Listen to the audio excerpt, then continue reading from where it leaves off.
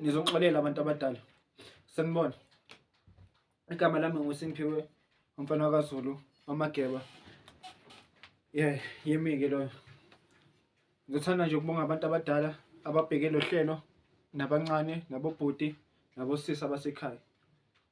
Guys, I want to announce this. I'm no longer teaching about the word of God, but I'm teaching about the prophecy of God.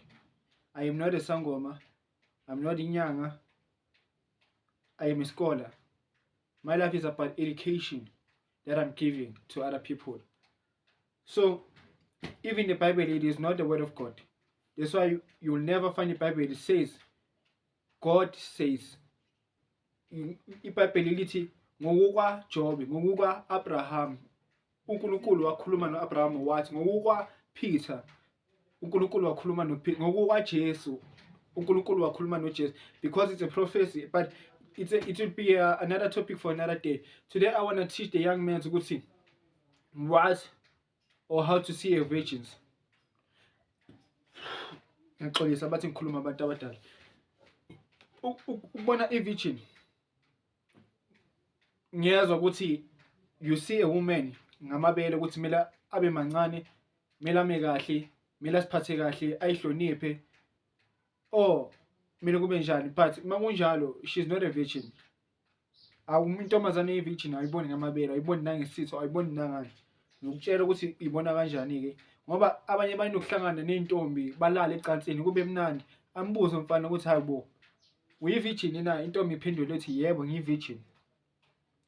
Intombi uma ivuka ekuseni ithatha i-Q-Tex ebomvu igcobisa umbhedo, umfana ajabule ukuthi hayi ngathi aziqhaqha i-virgin. Let me tell you ukuthi i-virgin into enjani.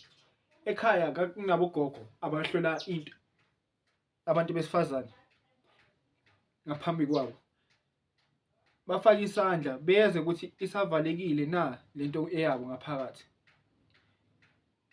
Kodwa for you ukuthi ungafaki isandla uzwe ukuthi intombazane ivalekile na ngaphakathi. Intombazane eyi-virgin uyibona ngesitho, uyibona la iba nembobo ingene la.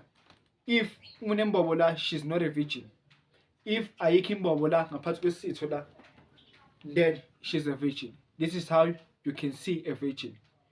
Ngiyaqolisa abantu abadala bathi ngikhuluma. Kodwa as I said, it is not a pressure ukuthi ufake u-like or comment.